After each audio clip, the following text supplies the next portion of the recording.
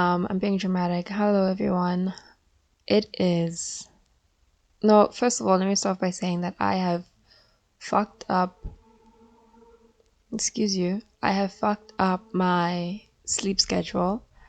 Um, and I feel like I am just some zombie going through the motions at this point. I am so tired. I went to sleep. I don't usually sleep at 2 a.m. But these couple of weeks I have been. And I woke up at 8 today. I usually wake up at like 10 just to get like a full 8 hours of sleep. But I am tired of sleeping at 2 a.m. and waking up at 10 a.m. So I decided, you know what? Let me fix this. And today is the day where I fixed my sleep schedule. How are you doing? I'm recording 2 episodes this week because I have exams to do next week. So I wanted to get them. I wanted to be like prepared and plan and organized and all that. And I wanted to prepare 2 episodes. So this one's gonna come out first. This is my wait. I haven't actually like introduced what I'm doing today, but this is what I'm doing first, and then next week's episode will be on Queen's Gambit. But today we are going to go through what I've watched this month, and it like worked out perfectly because when I put it out on Saturday today, it will probably be like the end of the month of November. So fun again, organized planning on top of that shit, and that's exciting. So that's what we're gonna do today. We're gonna go through what I've watched in the month of November. I haven't watched a lot. I don't know why I said it like that. I haven't watched a lot, but like a lot of movies, but I will be including like TV shows of what I finished this month. I think it's about 3 that I finished this month. And I thought it would just be a fun, I'll rate them. I'll obviously say the directors and the writers and who's starring in it, give my opinions on them as well. But before we do that, I have a bone to pick with Hollywood. So to make a quick story short, that doesn't make any sense. To make a long story short, I am currently watching A Teacher. I've only watched 3 episodes. I don't know if I'm going to continue, but it's about, spoiler, it's about a teacher who has an affair, who, not even an affair, who has an inappropriate relationship with a student. I kept thinking about this all of last night, and I was like, I'm definitely going to talk about it on the podcast. And so my bone to pick with Hollywood is that what's the fascination with underage, like very inappropriate age gap relationships? The show is this a high school senior. He's 18 years old, and he develops a relationship with his English teacher. And it's always the English teachers. The only reason I would continue watching the show is if they showed like actual proper repercussions. But if they romanticize it, I will be angry. I am still traumatized by Pretty Little Liars and what they fed us with the Arya and Fitz relationship. I am so mad about it till this day. I am grossed out that they said a 16-year-old girl, and I'm being generous with his age. I don't know. I don't remember how old they said he was, but I think it was probably around 26, 27, or 28. Like they made him young, with air quotes, young. 16-year-old girl falling in love with a 20-something-year-old English teacher. Oh my god, they got married at the end of Pretty Little, like they got married. Also, the worst part is, if you watch the show, you know that Ezra knew about Arya's age because apparently he did research and was fascinated about the whole age situation. This man deserved jail. He deserved to not see the light of day ever again. Oh my god, just thinking about it just fucking frustrates me and makes me ill. But any other teacher student relationship in shows, like I remember in Riverdale they did it in season 1. I was annoyed. In the movie An Education, I think that's what it was called, but I didn't quite enjoy that one. It wasn't a teacher student relationship, but where she was still a student and he was still an older man. um I can't think of any other examples, but it needs to stop. As well as the incest storylines and stories and shows and and movies, that needs to stop. um, as well as hiring actors, specifically male actors, who are older than the female actors. For example, Julie and the Phantoms, Never Have I Ever. Um, God, who else? Who else was there? But yeah, just from those two examples, the male leads were 30, not 30. In Never Have I Ever, I think he was like 20. The actor is 29, and the actress is 18 years old. And then in Julie and the Phantoms, the guy's 22 and Julie is 16. And Julie and the Phantoms, because I watched it and I didn't enjoy it, but again, the specific aspects of it just like kept ringing in my head. So the Phantoms, basically these three guys, spoiler alerts again, these three guys died when they were 17, and it's been, I think, 25 years later. And technically, they would be, hold on, let me do the maths, 42 years old. They would technically be 42 years old, and you want to sell me this romance between Julie and Luke? You want to sell me a romance between a 16-year-old and a 42? That I just couldn't. I couldn't not think of the maths. I know that he died when he was 17, and he will technically be 17 forever, but it's still a little weird to me. So that's my beef with Hollywood right now. It needs to end. It needs to stop. I'm over it. Like literally come up with different um stories. There are 100 out there. Please, please, please, please. I'm begging. So yeah, that's what I've had to say and had on my mind because I watched a teacher, sorry. Okay. Let me pull up my notes for what I'm going to be talking about today. Let's get into it, I guess. Also, if I sound like low energy, again, it's the morning. Also, they cutting the grass outside and it's not pleasant. So if you can hear that, it's, I don't know what to tell you. It's gonna be in the background. Let's start with TV shows. Maybe I should add like a jingle. Do-do-do-do-do-do. You know, before I start a segment. Segment. Um Anyways, let's begin because I've been talking for 10 minutes.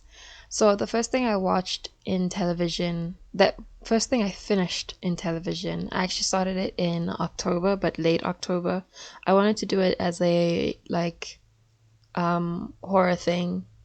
Like I wanted to watch a lot of horror movies in October, like leading up to Halloween, but that didn't happen. So, but I did finish Haunting of Bly Manor.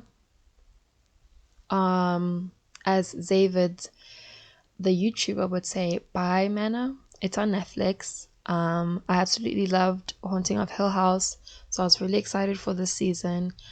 If you haven't checked out Haunting of House, if you haven't checked out The Haunting of Hill House, I highly recommend it. It is fantastic.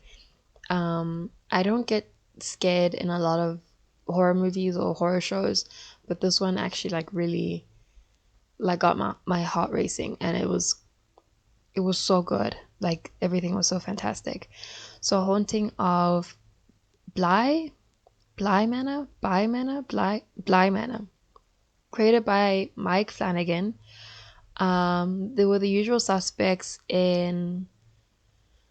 The actors in Hill House came back. Some of them came back, like Victoria, Oliver, um, Carla, Kate, and Henry. They were like the main in Hill House. And then we had an addition of Amelia, Tanai, Tanaya, and Raul and Amelie. Am I pronouncing her name right? And Benjamin, the two kids. Amelia, Amelie, right? If I sound like an idiot, I sound like an idiot. But this season was more of it felt more of like a romance story than a horror story. Like there were elements of horror, but the core concept of the show was about romantic relationships, and then like the horror within romantic relationships. And what I love about Mike's work is how he kind of goes through this build up of showing events and the way in which things are revealed to us. Um, I remember episode 5, my favorite episode, Hannah Gross, and what was his name? Oh my god, what was his name? What was his name? Owen. Oh, the fucking cook.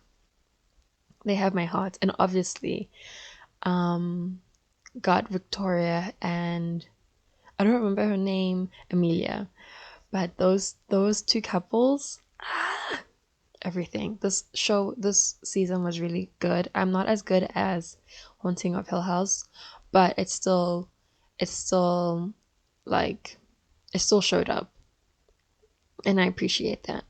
So, oh wait, should I have said what it's about? Yeah, I'm gonna say what it's about. It's about an au pair that is hired there in England by a businessman to take care of his niece and nephew at their family country house. And in that country house, there's a lot of spooky things that happen and weird things that happen. And we just go about um, their lives and how they navigate their way through the house, like everyone that's involved in the house and all of that. I mean, you just hear about their backstories, every character's backstory, and how it led up to the moment that they are in right now.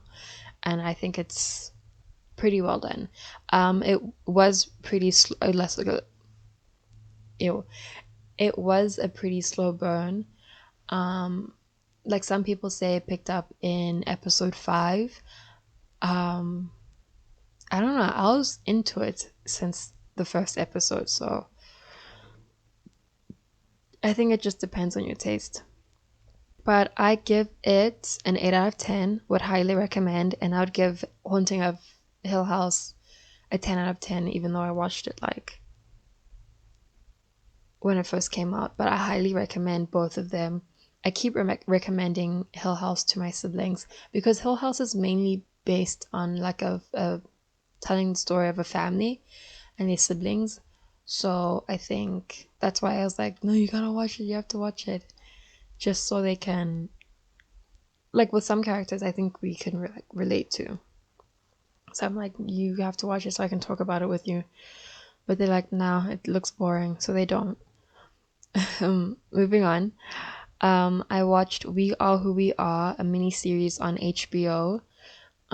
This was created by the same guy who created Call Me By Your Name, Luca Guadagnino. Luca Guadagnino, the director of Call Me By Your Name. Yeah. Also some other Italian names I see here on the list, but unfortunately, I will not be naming them because I don't want to mispronounce anyone's name. The story is by Paolo Giorandos. Giorandos. Yeah. The story is by him.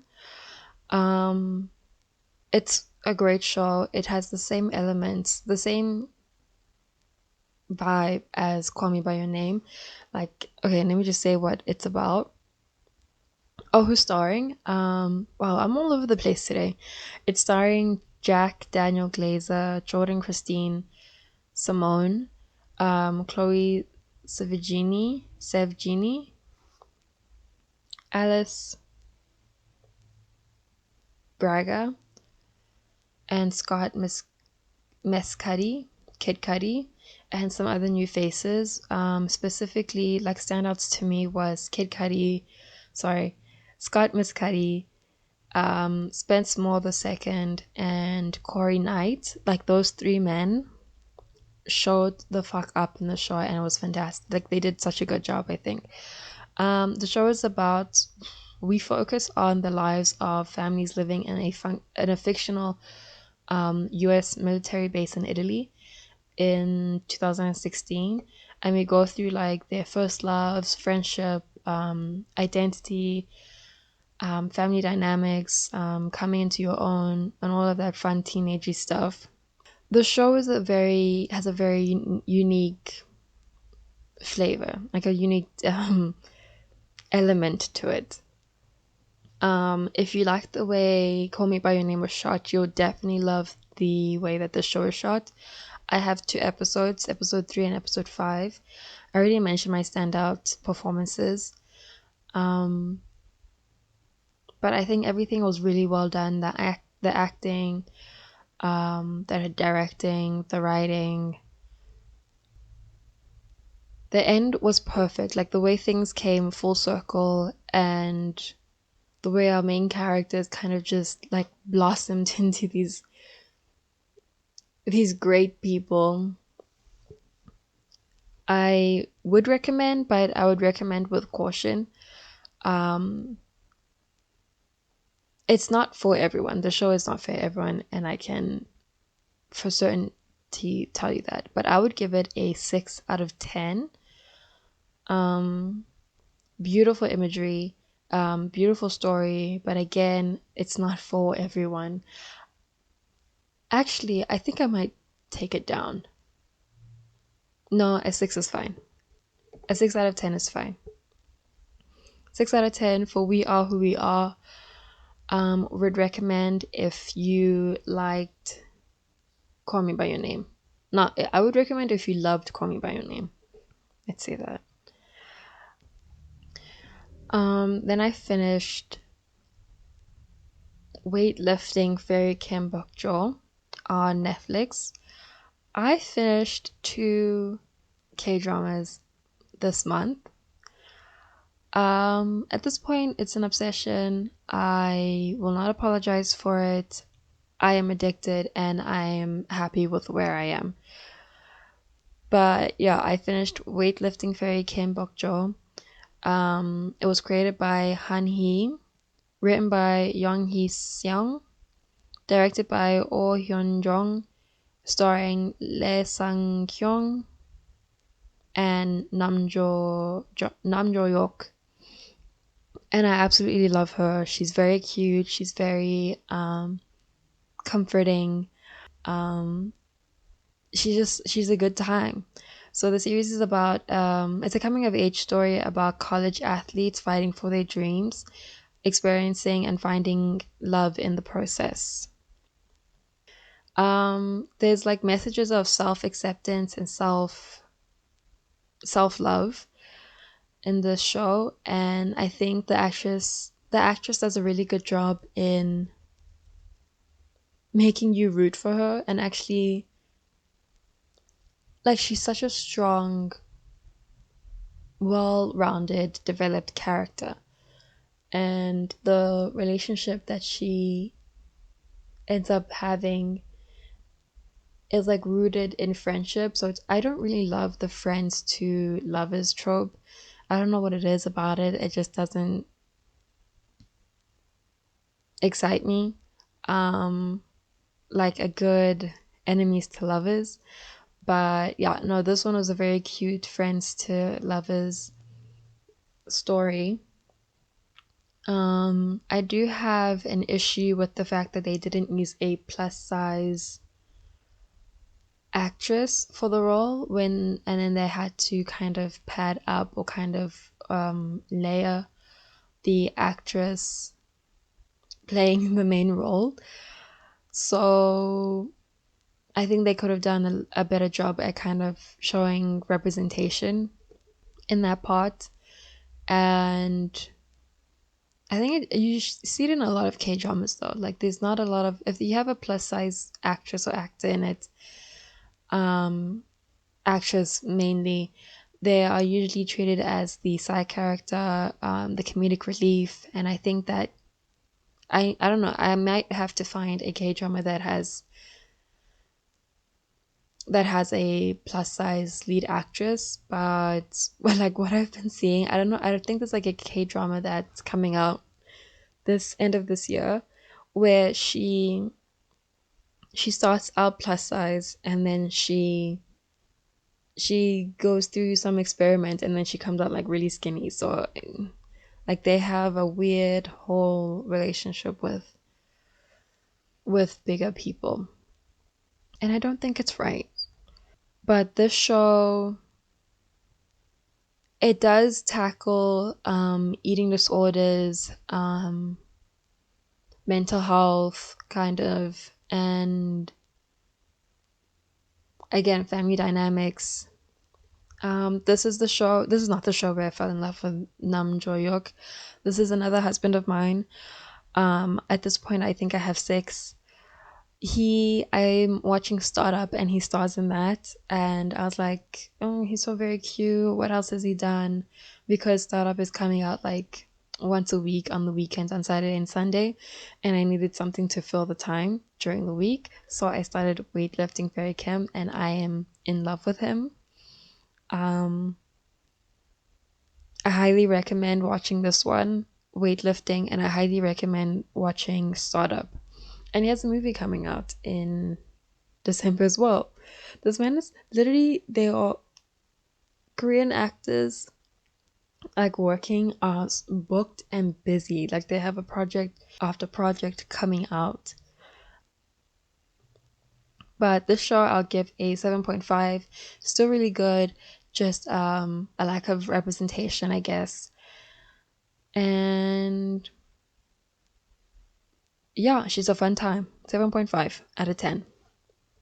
The other one I watched, also on Netflix, Something in the Rain. Now, this, I rarely skip through K drama episodes.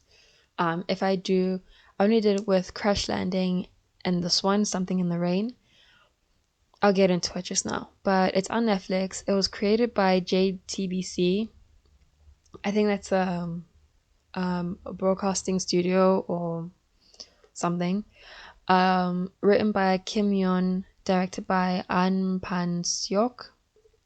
Now, it's about or starring Sun Ye Jin and Jang Hae-in. I'm so sorry. It's about an elderly woman in her 30s. I can't even, like, why am I calling her elderly? It's about a woman in her 30s, her late 30s, who falls in love with her best friend's younger brother, who is in his late 20s.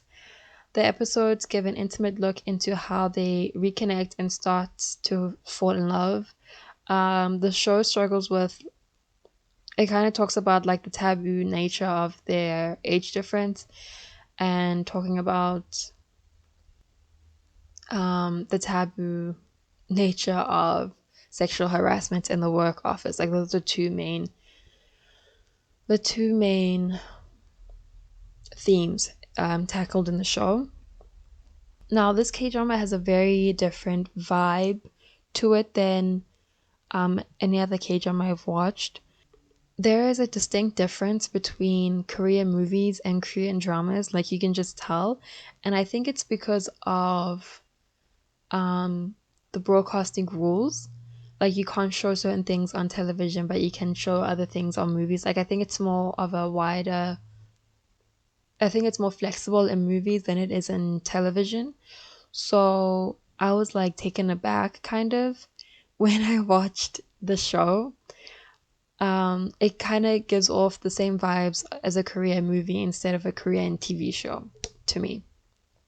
And um yeah, like even with the themes dealt with, I don't think a lot of Korean TV shows, like from what I've watched again, they would have dived this far into the taboos, I guess, of the themes that they were talking about, like sexual harassment and um dating someone older than you. I mean, dating someone older than you or dating someone younger than you. Um,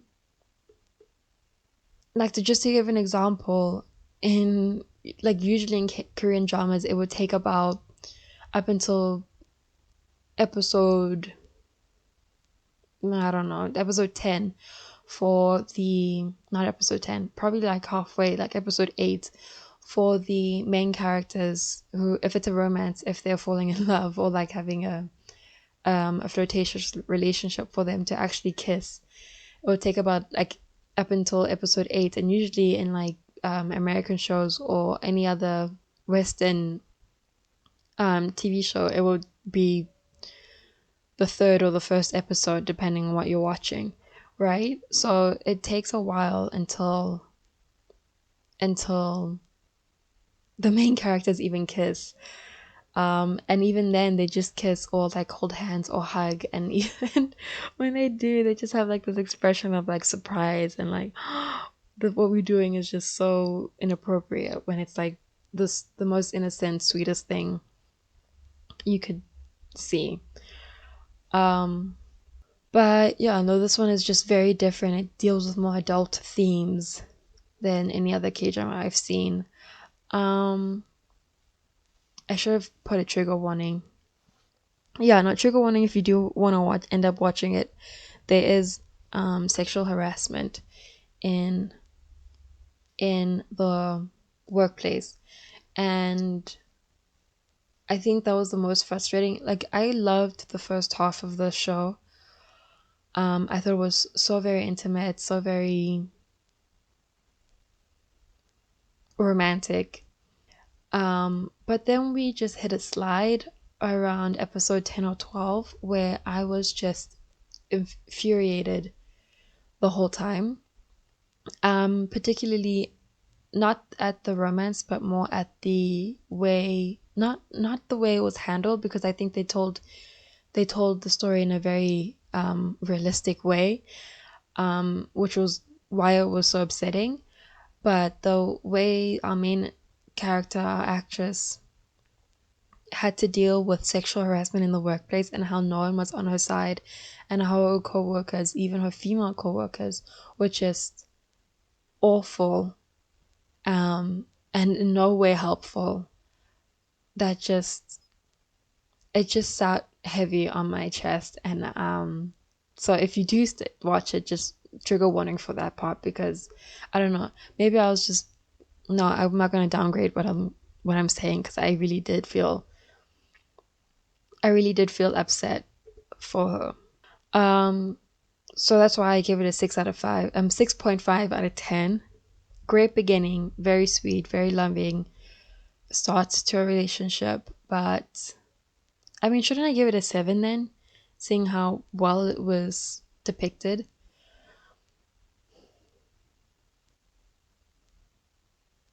No, I'm giving it a 6.5. The point 5 is taken away because of the music choices. I absolutely hated the soundtrack. It was awful. It felt like we were in 2000. This show was made in 2018, and I instantly went, "Oh, is this 2012?" So it gets a 6.5. But everything else was great. The story, the acting. Her mother can go choke though, because she was also just terrible to her. Those are the shows I've watched this month, that I finished this month. I'm sorry again, I can't do anything about the sweeping. So we're gonna move on to the movies that I watched this month. Hey, it wasn't. They weren't. There were a couple of good ones. I only watched 7 this month. I wish I watched more. I remember in June or July, I watched so many movies. I want to get back to that, but school, life, you gotta prioritize, but it's fine. So at the beginning of this month, I watched The Craft Legacy 2020. I watched the original, the 1996 one, sometime this year, and I absolutely loved her. She was great. We'll get into this one, which is not a remake, but it's more of a reboot slash sequel type thing. It was directed and written by Zoe Lister Jones. Fun fact, she played the politician that Schmidt dated in New Girl, Fawn Descado, I think, or Pescado. It's one of those names. I think this was her first. I might be wrong. I might have to check into that. Starring Kaylee Spain, I don't know, Gideon Adlon and Lovey Simone, my absolute queen. If you haven't watched Sailor and the Spades, highly recommend. She's bomb in that.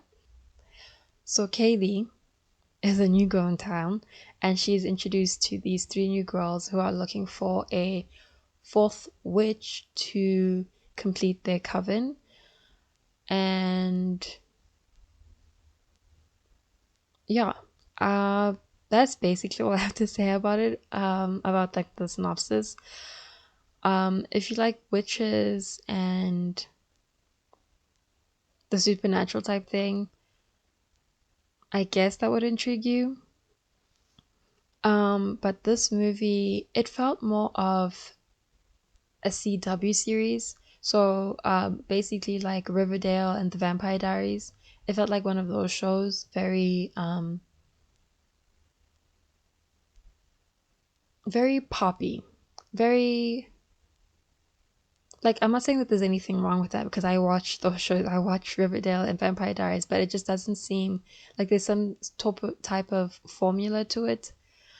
If you know what I mean, you know what I mean. Like those type of CW shows. I don't know how else to explain it, but that's basically how it is to me. We don't learn much about the other girls in the group. We only focus on God, I don't remember her character's name, but Kaylee. I'm just gonna call it her by her actress. I'm just gonna call her by her name. Our main actress. But we only know about her life.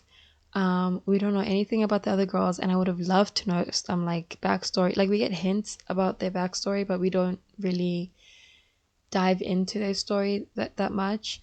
I think the introduction of the brothers was highly unnecessary. They don't do anything like at all. Um, I'd like to mention or give a shout out to a YouTuber, Yhara. Her she does a very good in-depth look into the movie and like explains it better than I'm doing right now, like breaks it down. So I'll leave a link to that because I absolutely love the way she explained everything, and she also goes into detail about the original one as well, the 1996, The Craft. But yeah, it's I can understand young people, a younger audience liking it maybe, but I liked the original more. It wasn't so it didn't beat you over the head with a whole message, like a whole girl power, men suck type thing that this movie is doing. So for that, I'll give it like a 4.55 out of 10. It wasn't my favorite. Everything seemed very surface level, and some other people would enjoy it, but I didn't. I really wanted to. I really wanted to like this. I was like, oh, cute, a reboot. But again, time after time, we are shown that reboots, remakes, sequels of anything do not hold up. So they should stop making it and come up with better original stories. And that's what I have to say. Then I watched What's Up with Love. Um, it's an Indonesian movie, and I think another title for it would be What's Up with Cheetah. Um, I am in no way going to pronounce any of these people's names correctly. I'm just gonna say, like, especially their last names. So I'm just gonna say their first names. But it's directed by Rudy, starring Diane and Nicholas, and it's your typical enemies to lovers high school love story. The popular girl Cheetah is beaten by a not beaten. She doesn't win a poetry competition, and the loner I'd rather be on my own, I'm different type kid. Ranga, is that how you say his name? Ranga, yeah. He wins the poetry competition, and like he doesn't collect the winning prize because he's off reading in a corner like the bad boy he is. And Cheetah tries to interview him for the school newspaper, but he blows her, like he dismisses her. And then we just play this hot and cold, will they, won't they type relationship, and I thought it was very cute. Um, and we also deal with some like very serious issues, trigger warning, talk of suicide attempts, um, abuse as well. So I think the story was very packed, and it was very respectfully told. I enjoyed this movie very much. I With all my heart in high school, I would have wanted this type of romance story. If I I would have obviously been the loner, I'm on my own, I read type girl, and then the popular guy would be the guy who came up to me and like, oh, she's interesting, she's different. God, I'm so sick of my high school self. But I'm owning up to it, and that's definitely what I would have wanted as a high school relationship when I was younger, like 100%. I will never deny that, as much as I would love to. But we grow up, and I realize how ridiculous that actually is. I would give this movie a 7 out of 10. It was the perfect amount of melodrama, and we touch on very serious topics, very serious subjects. So 7 out of 10. Oh, the movie was made in 2002. So then I watched Bad Genius, a 2017 movie. It's a Thai film. So again, names will be mispronounced. I did search the actors' names, and some of them, like a lot of them have, a lot of them, most of them have like stage names or nicknames. It was directed by, oh, I'm so sorry, Natataut, Natata. I'm just gonna say your first name, so I'm sorry. Starring Okba, Okbab, Non, James, and Isaiah, Isaiah, Isaiah. I'm sorry again. I really am very sorry.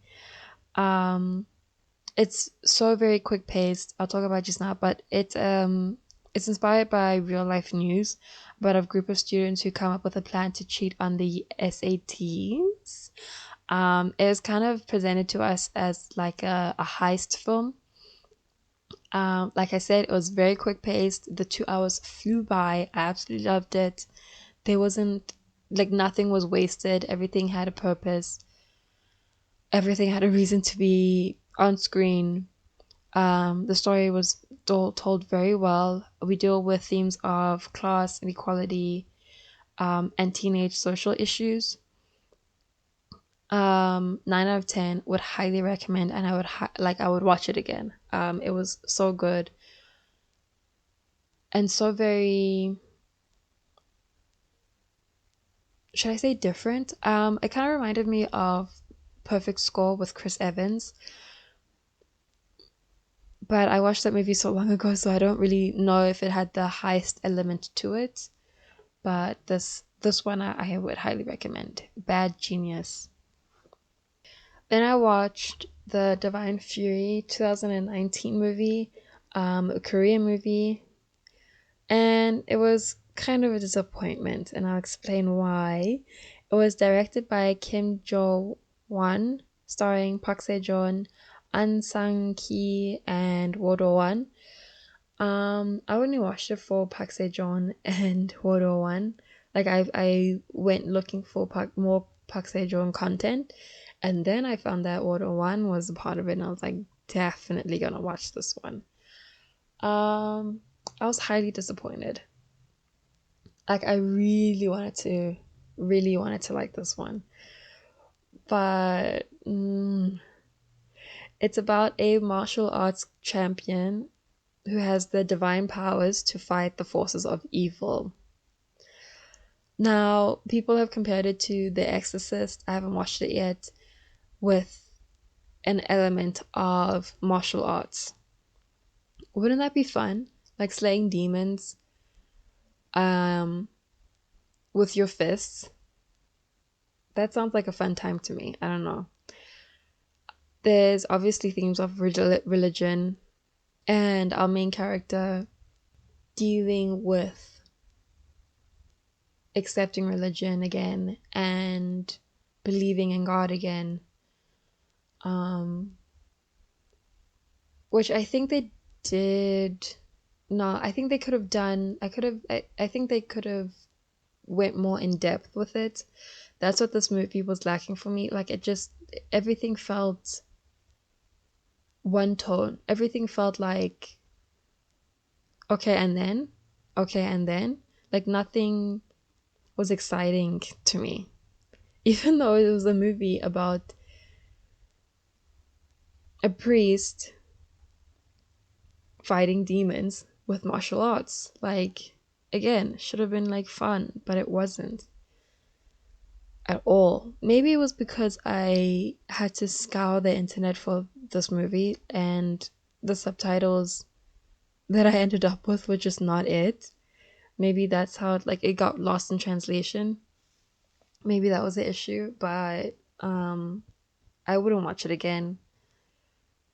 If I had any positives to say about it, the fight scenes and the effects were pretty cool. I like that aspect. And obviously my main guys did a good job, but I think it was just the writing and the script. It wasn't there for me. So for that I'll give it a 3.5 out of 10. It was blah. Literally just the action sequences, but everything else was blah. And then moving on to another blah movie, I watched Holidate 2020 movie. It was awful. Absolutely hated her. Directed by John Whitesell, starring Emma Roberts and Luke Bracey. God, could I even tell you what it's about? Because I didn't even write what it was about. These two adults don't want to be alone on the holidays. So Valentine's Day, Christmas, in America, Thanksgiving, they don't want to find new dates on the holiday, and they don't want to be alone on the holiday. So they make a pact with each other to be with each other during the holidays. I I like garbage movies. I really do. I like garbage movies that people refer to as guilty pleasures. I will own up to that. I won't call them guilty pleasures. I will actually just watch them for fun without any irony. But it has to be charming garbage. It has to have charisma, character to it. This movie has none of that. It's just garbage. 1 out of 10. I hated it. The male character kept referring to women as chicks. I was upset at that the whole time. It had all the romance cliches. Again, I can deal with romance cliches. I will literally just like be like, yes, run through the airport without a ticket and get to the gate, you know? But this movie was just awful. It felt like just scenes strung together to tell somewhat of a story. There was barely a plot there to begin with. I hate this movie 1 out of 10. We're moving on. We're moving on real quick because I don't want to talk about her anymore. Spider-Man Far From Home 2019. I just wanted um a high school romance movie with a little bit of action, with a little side of action. That's why I watched her again. This is a rewatch. Directed by John Watts and starring Tom Holland. There are a lot of other people starring in this movie. I'm just lazy to call them out. I really am. But you know who's here. You know who's starring in Spider-Man Far From Home. You know what it's about. I do want to say though that upon rewatching Avatar, Mysterio basically put on a production of Avatar with where he was not where he was the Avatar. You can fight me on that statement because we had earth, we had wind, we had fire, we had water. Are those not the four elements? And then Mysterio was the only one that could conquer them, the only one that can control them. Is that not the Avatar? I'm just saying. I'm just saying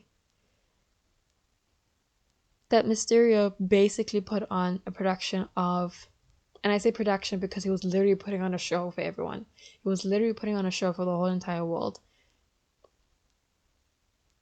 That's all I have to say. Those are my thoughts.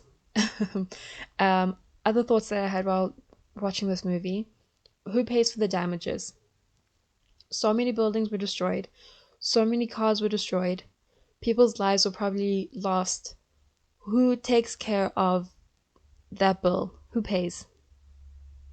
And do we have other international superheroes? And I mean, like, do we have a superhero just based in South Africa, just based in Nigeria, just based in South Korea? Do we have those types of superheroes, or is it just American superheroes who go fly to these international places and fix whatever needs to be fixing? Genuine question. But this movie is a 6 out of 10. She's cute, no complaints. Would watch again, probably for the third time. And my last movie that I watched this month, is Battle Royale, a 2000 movie. I kind of posted this on my Instagram at enthusiast person. Give her a follow. It's a Japanese film. I already rated it on there. It was directed by Kinji Fukasaku. It's based on a novel. It's another ensemble cast. Everyone was fantastic, I thought. This movie, okay, so it's about in the near future, following a major recession, the Japanese government has passed the BR Act, so the Battle Royale Act, to curb the nation's juvenile delinquency. This movie is the Hunger Games before the Hunger Games was the Hunger Games. That's how I can basically describe it to you. Kids killing kids for adult amusement. I thought she was great though. This movie was fantastic. It had the gruesomeness, it had the storytelling, each character got fleshed out. It had the right amount of action, it moved quickly. Again, 7 out of 10. Everything was great. Everyone did a great job. My favorite part was when people kept taking forever to die. Like they literally, people would kill them. They would take like 5 steps and then eventually die. It was great, and the cherry on top was how it ended. That ending was just mwah. Um yeah, 7 out of 10. Would recommend. Would I watch it? Yeah, I would watch again in the near future. And I can't explain where the deduction was in the points, but super fun, super gruesome, a good time. And those are the movies I watched this month, and the TV shows I watched this month. It wasn't a lot. I usually watch more, but like I said, things had to take priority. I want to apologize for the background noise and those interruptions, and for my monotone voice so early this morning. I'm trying my best, okay? I'm definitely gonna keep doing this. I really enjoyed it. Next week's episode I've already recorded, and it's obviously gonna be Queen's Gambit episode 3 and 4 recap. And then after that week, I'm gonna go back to like the usual. I'll do 5, 6, and 7 of Queen's Gambit, so I can just like finish it and start something new. I'm thinking of doing Love Country out next, and then some type of movie. Oh wait, no, the Nicholas Sparks movies. That's what I wanted to do, because it's gonna be December. I'm gonna have a lot of free time, and I've always wanted to watch every Nicholas Sparks movie and just rate them and compare them. I think I mentioned it in my other recording. I might have. But I want to do that. I'm excited for that. And look out for more of these type of episodes. What I watched this month, I will definitely be doing more of them. I like doing them, and I like rating them, and I like suggesting whether you should watch them or not. And thank you for listening to my little chaotic rant about Hollywood and the beef I have with it. They need to fix it. There needs to be some type of expose on the whole situation. If there is, send the link to the article or book or whatever. I wouldn't mind reading that. I'm just very passionate. Also, that's why I kept bringing it up I kept bringing up Beth's age in Queen Gambit, worried about her age, because I'm just tired. I'm tired of seeing inappropriate relationships being told and romanticized on the screen. So they need to fix it. And I was just like worried and wary about that in Queen's Gambit and keeping an eye for that, but it didn't seem to be the case. So we'll talk about her more in the next couple of episodes. Queen's Gambit, and Beth. But I think that's it for today. I hope you all had a fantastic week. If you didn't, I hope it gets better. I know it will get better. And just know that you are loved. Thank you and goodbye, and I'll see you in the next one.